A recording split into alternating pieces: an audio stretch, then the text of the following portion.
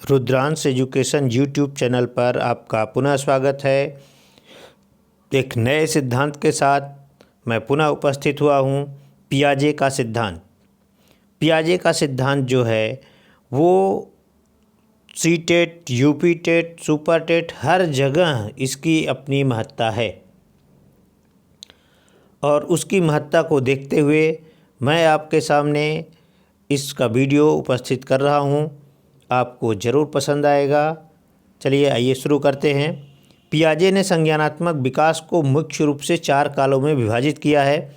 संवेदी पेशी अवस्था, प्राक संक्रियात्मक अवस्था, मूर्त संक्रियात्मक अवस्था और औपचारिक सक्रिय अवस्था। तो आइए देखते हैं संवेदी पेशी अवस्था को। संवेदी पेशी अवस्था यह अवस्था जन्म के उपरांत प्रथम 2 वर्षों तक चलती है।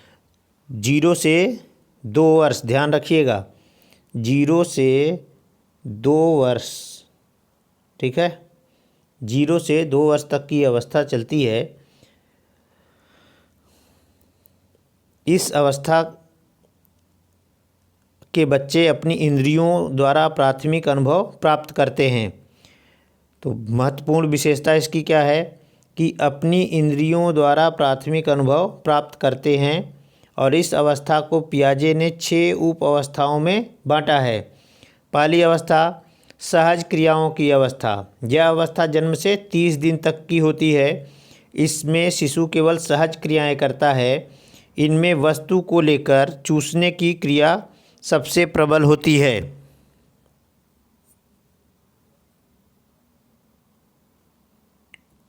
नेक्स्ट है प्रमुख वृत्तीय अनुक्रियाओं की अवस्था। 1 माह से 4 माह तक के बच्चों की सहज क्रियाएं कुछ सीमा तक उनकी अनुभूतियों के आधार पर परिवर्तित होती है, दोहराई जाती है और समन्वित होती है। 1 से 4 माह तक। तीसरा है गौण वृत्तीय अनुक्रियाओं की अवस्था। यह अवस्था 4 माह से 8 माह की होती है। इस अवस्था में बच्चे वस्तुओं को स्पर्श करने व इधर उधर करने की अनुक्रिया करते हैं। तो ध्यान दीजिएगा कि जिन उप अवस्थाओं में बांटा गया उन उप अवस्थाओं की विशेषताएं क्या हैं उसे ज़रूर ध्यान दीजिएगा। जैसे गौण वृत्तीय अनुक्रिया की अवस्था में विशेषता क्या बताएगी, इस अवस्था में बच्चे वस्तुओं को स्पर्श करने व इधर उधर करने की अनुक्रिया करते हैं। नेक्स्ट है गौण स्कीमेटा के समन्वय की अवस्था। यह अवस्था 8 से 12 महीने तक चलती है। इस अवस्था में शिशु उद्देश्य और उसको प्राप्त करने के साधन में अंतर करने लगते हैं, वह बड़ों का अनुकरण करने लगते हैं। तो बड़ी विशेषता इसमें है स्कीमेटा में कि वो बड़ों का अनुकरण करने लगते हैं। 5वीं है तृतीय वृत्तीय अनुक्रिया की अवस्था। यह अवस्था 12 से 18 महीने की होती है। इसमें बच्चे वस्तुओं के गुणों को प्रयत्न व भूल द्वारा सीखते व जानते हैं। और लास्ट है मानसिक संयोग द्वारा नए साधनों के खोज की अवस्था। यह 18 से 24 माह की अवस्था है। इस अवस्था में देखी हुई वस्तु की अनुपस्थिति में भी उसके अस्तित्व को समझने लगते हैं, अर्थात उनमें वस्तु स्थायित्व का गुण आ जाता है। कहने का मतलब है कि जो पहली अवस्था है उसमें जो 6 भाग बांटे गए हैं, 6 भागों में अंतिम भाग में वस्तु स्थायित्व का गुण आ जाता है। मतलब जो कुछ वस्तुएं व्यक्ति देखा होता है या बालक देखा होता है उन वस्तुओं के अस्तित्व में ना रहने पर भी उनके दिमाग में उसका अस्तित्व बना रहता है या वस्तु का स्थायित्व गुण आ जाता है। दूसरी अवस्था है प्राक संक्रियात्मक अवस्था। यह अवस्था लगभग 2 वर्ष की अवस्था से प्रारंभ होकर 7 वर्ष की अवस्था तक चलती है। पहली अवस्था जो थी संवेदी कामक अवस्था वो 0 से 2 वर्ष थी। कभी कभी इसका वर्ष भी पूछ लेता है, तो इसको आप ध्यान दीजिएगा। यह अवस्था लगभग 2 वर्ष की अवस्था से प्रारंभ होकर 7 वर्ष की अवस्था तक चलती है। इस अवस्था को 2 भागों में बांटा जा सकता है। 2 भाग में प्राक संक्रियात्मक काल या पूर्व प्रत्यात्मक काल, दूसरा है अंतर्दर्शी अवस्था या आंत प्रज्ञ काल। आइए देखते हैं। प्राक संक्रियात्मक काल 2 से 4 वर्ष तक की होती है और इस अवस्था में बच्चे अपने इधर उधर की वस्तुओं, प्राणियों व शब्दों में संबंध स्थापित करने लगते हैं। वे अनुकरण द्वारा सीखने लगते हैं। पियाजे के अनुसार 4 वर्ष तक की अवस्था के बच्चे सभी निर्जीव वस्तुओं को सजीव के रूप में देखते हैं। इनमें अहं केंद्रितता की भावना प्रबल होती है। वे मानते हैं कि दुनिया उनके इर्द गिर्द ही है। अब यहाँ पे निर्जीव वस्तु को सजीव के रूप में देखते हैं। मेन बात यहाँ यही है कि निर्जीव वस्तु को सजीव के रूप में देखते हैं। आप याद करिए, जब आप इस अवस्था में थे, 2 से 4 वर्ष तक की अवस्था में जब आप रहे होंगे, तो अपनी आप अवस्था याद करिए। होता क्या था कि बचपन में जब आप चाँद को देखते थे तो चाँद को देख के आप इधर उधर भागते थे और आप ये कहते थे कि चंदा मामा मेरे साथ चल रहे हैं। दूसरा बालक भी आपके साथ जो खेलता था वो भी यही कहता था कि चंदा मामा मेरे साथ चल रहे हैं। तो उसमें क्या है कि वो निर्जीव वस्तु को भी सजीव रूप में देखते हैं और अहं केंद्रिता की भावना होती है। अहं केंद्रिता की भावना प्रबल होती है। जो मैं कहा कि भाई बालक अक्सर ये कहता है कि चंदा मामा मेरे साथ हैं, वो कहता है मेरे साथ हैं, तो ये अहं केंद्रिता की भावना होती है उसमें। आइए देखते हैं अंतर्दर्शी अवस्था 4 से 7 वर्ष तक चलती है।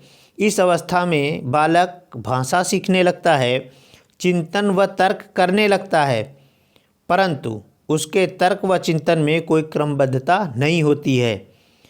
यहाँ ध्यान देने की बात है कि बालक चिंतन और तर्क करने लगता है लेकिन उसमें क्रमबद्धता नहीं होती है। 6 वर्ष की आयु पूरी करते करते बालकों में मूर्त प्रत्यय के साथ अमूर्त प्रत्ययों का निर्माण होने लगता है। इन महत्वपूर्ण बातों को ध्यान जरूर रखिएगा क्योंकि प्रश्न यहीं से पूछ लेता है कि चिंतन व तर्क करने लगता है, कब से करने लगता है।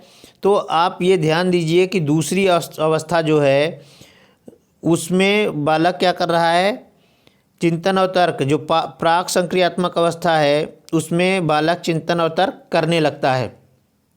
मूर्त प्रत्ययों के साथ साथ अमूर्त प्रत्ययों का निर्माण भी होने लगता है,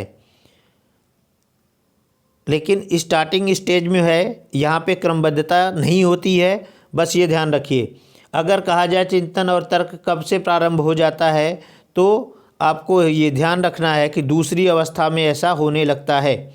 आइए देखते हैं कि मूर्त प्रत्ययों के साथ अमूर्त प्रत्ययों का निर्माण की बात कही गई, तो अब आगे हम लोग तीसरी अवस्था देखेंगे, मूर्त संक्रियात्मक अवस्था। और मूर्त संक्रियात्मक अवस्था की उम्र क्या है, 7 से 11 वर्ष की आयु को मूर्त संक्रियात्मक की अवस्था कहा है जीन पियाजे ने। मूर्त संक्रियात्मक अवस्था के दौरान बालक 3 गुणात्मक मानसिक योग्यताओं में पर्याप्त निपुणता हासिल कर लेता है। तो अक्सर ये तीनों गुण पूछे जाते हैं, ध्यान रखिएगा। ये 3 योग्यताएं हैं, विचारों की विलोमीयता, संरक्षण और क्रमबद्धता व पूर्ण अंश प्रत्ययों का उपयोग। इस अवस्था की मुख्य विशेषताएं निम्नलिखित हैं। तो विचारों की विलोमीयता आ जाती है, संरक्षण तथा क्रमबद्धता आती है और पूर्ण अंश प्रत्ययों का उपयोग वो करने लगता है बालक। अब इस अवस्था की मुख्य विशेषताएं क्या क्या हैं उसको देखते हैं। बच्चे अधिक व्यवहारिक व यथार्थवादी होते हैं। बच्चे में तर्क एवं समस्या समाधान की क्षमता का विकास होने लगता है। मूर्त समस्याओं का समाधान बच्चे ढूंढने लगते हैं, परंतु अमूर्त समस्याओं का नहीं समझ पाते हैं। मूर्त समस्याएं, मूर्त अमूर्त को समझ लीजिए। मूर्त वो चीज़ें हैं जो कि हमारे सामने पदार्थ रूप में उपस्थित वस्तुएं होती हैं जिसे हम अपने आँखों से देख सकते हैं, छू सकते हैं, महसूस कर सकते हैं, वो मूर्त चीज़ें होती हैं। अमूर्त ऐसे प्रत्यय होते हैं जिसे हम कल्पना तो कर सकते हैं, समझ तो सकते हैं, लेकिन उसको न देख सकते हैं न छू सकते हैं, तो वो अमूर्त होती हैं। ठीक है, अमूर्त समस्याओं को नहीं समझ पाता है। बच्चे वस्तुओं को उनके गुणों के आधार पर क्रमबद्ध व वर्गीकृत करने लगते हैं। एक क्रमबद्धता आ जाती है अब इस अवस्था में, और इस अवस्था में बच्चों के चिंतन में क्रमबद्धता नहीं होती। चिंतन में क्रमबद्धता नहीं होती है, वस्तु को गुणों के आधार पर क्रमबद्ध करने लगते हैं, लेकिन चिंतन में क्रमबद्धता नहीं होती है। इस अवस्था में बच्चों में आत्म केंद्रिता की भावना कम होने लगती है। मतलब जो अहं की भावना थी, दूसरी अवस्था में आपने देखा था अहं की भावना थी, वो यहाँ पे अहं की भावना जो है वो कम हो जाती है। चौथी अवस्था औपचारिक संक्रियात्मक अवस्था। यह संज्ञानात्मक विकास की अंतिम अवस्था है जो लगभग 11 से 15 वर्ष तक चलती है। इस अवस्था की निम्नलिखित विशेषताएं होती हैं। उसके चिंतन में क्रमबद्धता आने लगती है। अभी तक देखिए चिंतन में क्रमबद्धता नहीं थी, मूर्त संक्रियात्मक अवस्था में नहीं थी, लेकिन औपचारिक संक्रियात्मक अवस्था में उसके चिंतन में भी क्रमबद्धता आने लगती है। जैसे जैसे बच्चों की आयु बढ़ती है, उनके अनुभव बढ़ते हैं, वैसे वैसे उनके समस्या समाधान की क्षमता बढ़ती है, जिसे पियाजे ने संप्रत्यय चिंतन की संज्ञा दी है। समस्या समाधान की क्षमता बढ़ती है, जिसे पियाजे ने क्या कहा है, संप्रत्यय चिंतन की संज्ञा। ठीक है। पियाजे के अनुसार इस आयु के बच्चे प्रतीकात्मक शब्दों, रूपकों व उपमानों का आशय समझने लगते हैं। वह अमूर्त प्रत्ययों का भी निर्माण करते हैं। अभी देखिए अमूर्त प्रत्यय का निर्माण होने लगा है। पियाजे के अनुसार प्रत्यय निर्माण की यह क्रिया अनवरत रूप से जीवन भर चलती है, जिसका प्रकार व स्तर उसकी शिक्षा व अनुभवों पर निर्भर करता है। पियाजे के सिद्धांत का सेकेंड पार्ट है, इसे भी देखते हैं। स्विस मनोवैज्ञानिक पियाजे, ध्यान रखिएगा मनोवैज्ञानिक पियाजे कहाँ के हैं, स्विट्जरलैंड के हैं। अक्सर पूछ लेता है परीक्षा में, इसको ध्यान रखिएगा। जैसे जैसे बच्चे की आयु बढ़ती है, उसका कार्य क्षेत्र बढ़ता जाता है, वैसे वैसे उसकी बुद्धि का विकास भी होता जाता है। उन्होंने स्पष्ट किया है कि पहले बच्चा सरल प्रत्ययों के माध्यम से सीखता है, परंतु जैसे जैसे बच्चा बड़ा होता है कठिन से कठिनतम प्रत्ययों को ग्रहण करने लगता है। इसके लिए प्रयुक्त वातावरण की आवश्यकता होती है। इन्होंने कहा सीखना कोई यांत्रिक क्रिया नहीं है, बल्कि एक बौद्धिक प्रक्रिया है। सीखना यांत्रिक क्रिया नहीं है। यांत्रिक क्रिया मतलब चीज़ों को रटने की जो प्रक्रिया होती है उसको यांत्रिक क्रिया कहते हैं। और इनका कहना है कि सीखना कोई यांत्रिक क्रिया नहीं है, बल्कि एक बौद्धिक प्रक्रिया है, एक संप्रत्यय निर्माण की प्रक्रिया है, और यह संप्रत्यय निर्माण बालक की आयु के अनुसार होता है। पियाजे ने अपने सिद्धांत को निम्नलिखित पदों पर बल दिया है। यहाँ पद जितने हैं ये सभी पद बहुत ही महत्वपूर्ण हैं। यहाँ पदों से भी प्रश्न अक्सर बनता है। संगठन, संगठन से तात्पर्य प्राप्त नवीन सूचनाओं को बौद्धिक संरचनाओं में व्यवस्थित करने से होता है। जो भी कोई आप नई सूचना प्राप्त करते हैं, उनकी बौद्धिक संरचनाओं में व्यवस्थित करना ही संगठन होता है। संज्ञानात्मक या बौद्धिक संरचना, बच्चे के मानसिक संगठन या क्षमताओं को बौद्धिक संरचना कहते हैं। अनुकूलन, एडाप्टेशन, अनुकूलन वह प्रक्रिया है जिसके द्वारा व्यक्ति अपने पूर्व ज्ञान तथा नवीन अनुभवों के मध्य संतुलन स्थापित करता है। आत्मसात्करण, आत्मसात्करण से तात्पर्य नवीन अनुभवों को पूर्ववर्ती विद्यमान बौद्धिक संरचनाओं में यथावत व्यवस्थित करने से है। समाविष्टीकरण, समाविष्टीकरण से तात्पर्य नवीन अनुभवों की दृष्टि से पूर्ववर्ती बौद्धिक संरचनाओं में सुधार करने, विस्तार करने या परिवर्तन करने से है। समाविष्टीकरण, इसको मैं अभी एक उदाहरण के माध्यम से भी समझाऊंगा पूरी चीज़ों को, लेकिन पहले हम इसके एक एक पॉइंट्स को देख लेते हैं। साम्य धारणा, साम्य धारण एक ऐसी प्रक्रिया है जिसके द्वारा बालक आत्मसात्करण तथा समायोजन की प्रक्रिया के बीच एक संतुलन कायम करता है। मानसिक क्रिया, जब व्यक्ति किसी कार्य को करने के लिए चिंतन करता है तो उसे मानसिक क्रिया कहते हैं।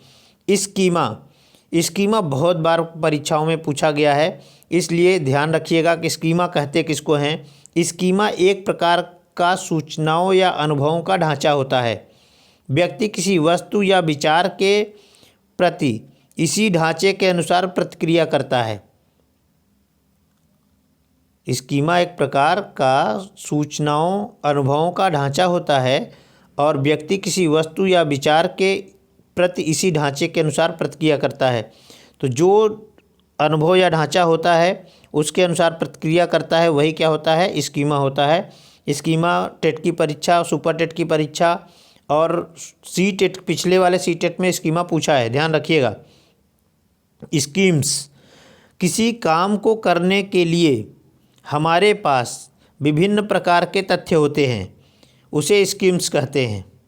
किसी काम को करने के लिए हमारे पास विभिन्न प्रकार के जो तथ्य होते हैं, जो हमारे पास अन्य उपकरण हैं, अन्य चीज़ें हैं, उस कार्य को पूरा करने के लिए उस योजना जो हम बनाते हैं उसे क्या कहते हैं, स्कीम्स कहते हैं। संरक्षण, किसी वस्तु के रूप रंग में परिवर्तन को उस वस्तु के तत्व में परिवर्तन से अलग करने की क्षमता को संरक्षण कहते हैं। ध्यान दीजिए यहाँ पे क्या कह रहा है, अभी जो मैं उदाहरण लूँगा वहाँ पे आप इन सभी बातों को मैं इंक्लूड करूँगा। किसी वस्तु के रूप रंग में परिवर्तन को उस वस्तु के तत्व में परिवर्तन से अलग करने की क्षमता को संरक्षण कह रहे हैं। अभी उदाहरण जब लिया जाएगा तो सभी बातों को देखा जाएगा। यह अमूर्त संक्रियात्मक अवस्था की मुख्य विशेषता है। ठीक है। पटलावी या विचारों की विलोमीता। पटलावी गुण तात्पर्य मानसिक क्रम के प्रारंभिक बिंदु पर पुनः लौट पाने की समर्थता से है। यह मूर्त संक्रियात्मक अवस्था की विशेषता है। ये पटलावी गुण या विलोमिता होता क्या है, जैसे अगर मान लीजिए किसी बालक से ये पूछा जाए कि इसमें से कौन सी लाइन बड़ी है, तो बालक क्या करता है, बालक अक्सर ध्यान नहीं देता है, वो नीचे वाली लाइन को देख के कह देता है कि नहीं ये नीचे वाली लाइन बड़ी है। लेकिन अभी यहाँ क्या है, पुनः लौट पाने की समर्थता से है। कहने का मतलब उसके प्रारंभिक बिंदु से और ये इसके प्रारंभिक बिंदु और इसके आगे, तो यहाँ तक की जो आगे लाइन बढ़ी हुई है उतनी ही पीछे से घटी हुई है। तो इसे अगर देखा जाएगा तो ये क्या होगा, ये लाइन अगर देखेंगे तो ये लाइन बराबर हो जाएगी।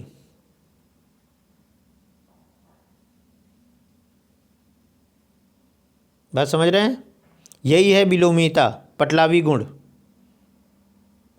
विकेंद्रीकरण, किसी वस्तु की एक ही विशेषता के बारे में न सोचकर उसके अलग अलग पहलुओं के बारे में सोचना विकेंद्रीकरण कहलाता है। यह औपचारिक संक्रियात्मक अवस्था की मुख्य विशेषता है।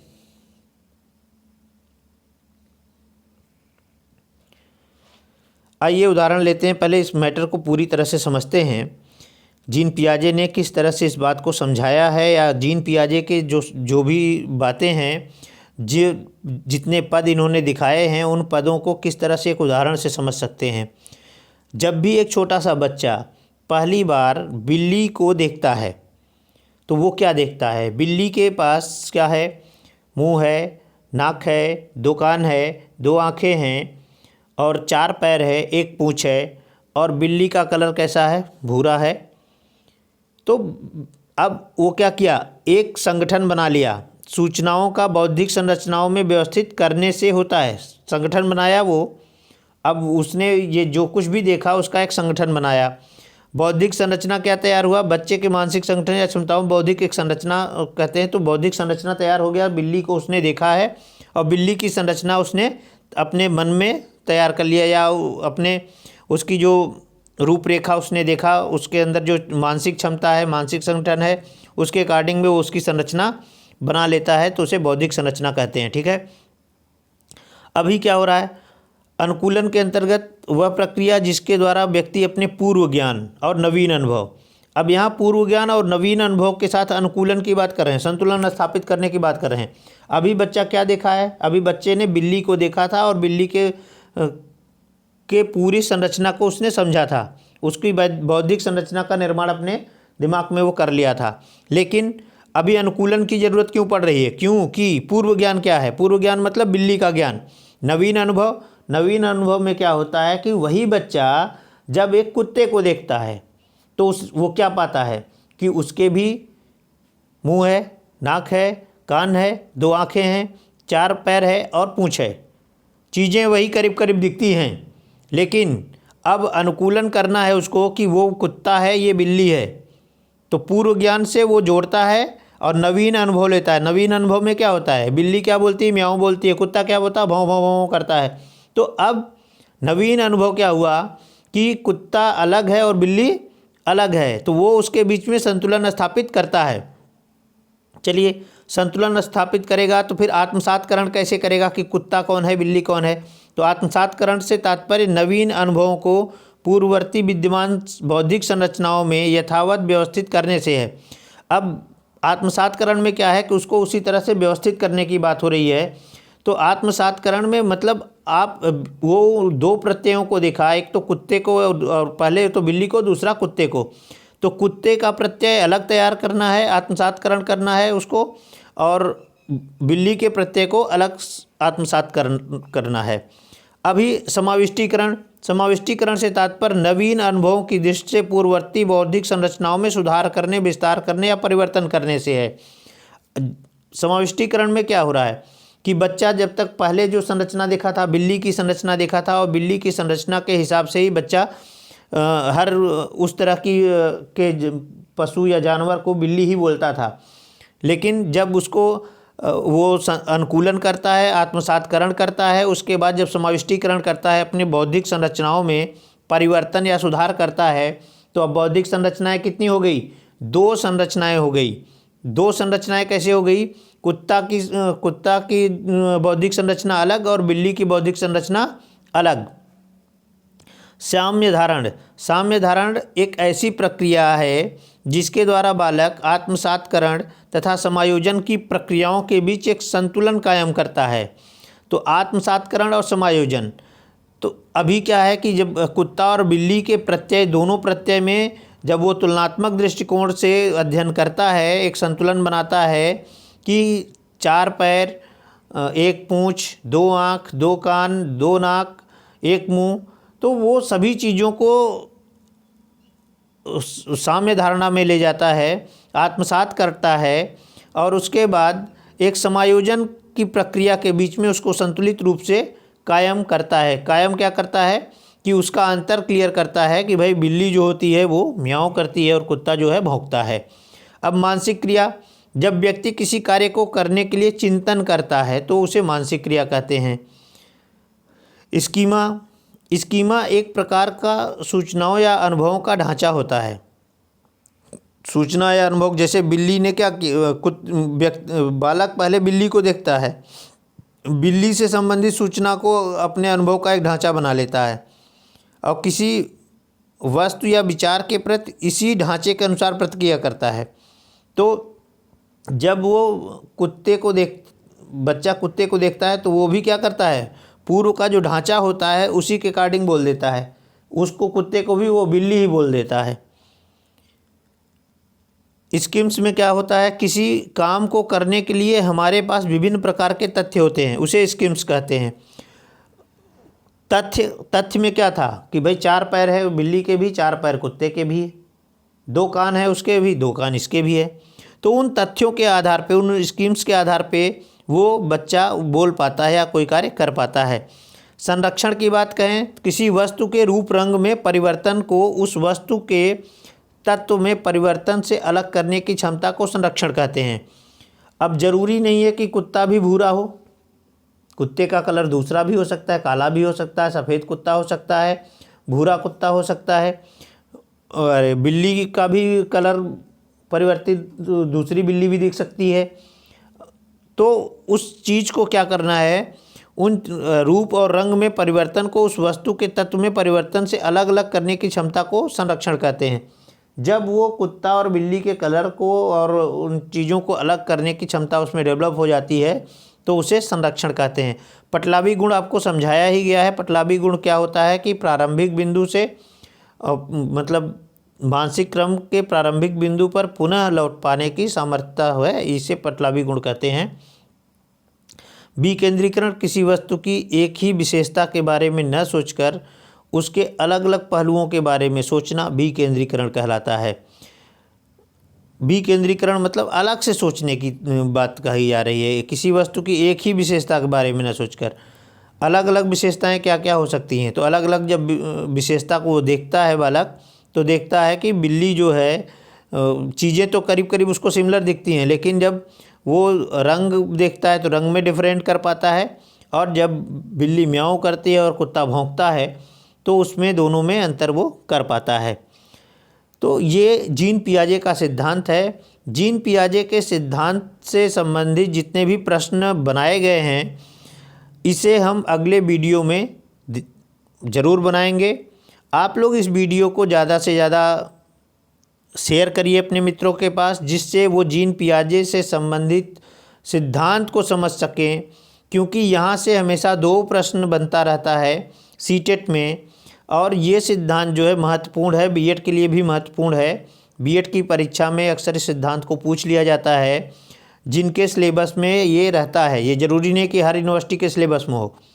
जिस यूनिवर्सिटी के सिलेबस में जीन पियाजे की थ्योरी रखी गई होगी, वहाँ पे ये बीएड में भी महत्वपूर्ण है ये सिद्धांत। इन बातों को आप अगर अपने मित्रों में शेयर करेंगे इस सिद्धांत को, वो भी इस सिद्धांत को समझ पाएंगे, उनको समझने में आसानी होगी, जिससे कि सीटेट की परीक्षा में वो अच्छा अंक ला सकते हैं। 1-2 अंक से ही अक्सर लोगों का रुकता है। तो आप ज़रूर अपने मित्रों में इस सिद्धांत के वीडियो को शेयर करिएगा। धन्यवाद।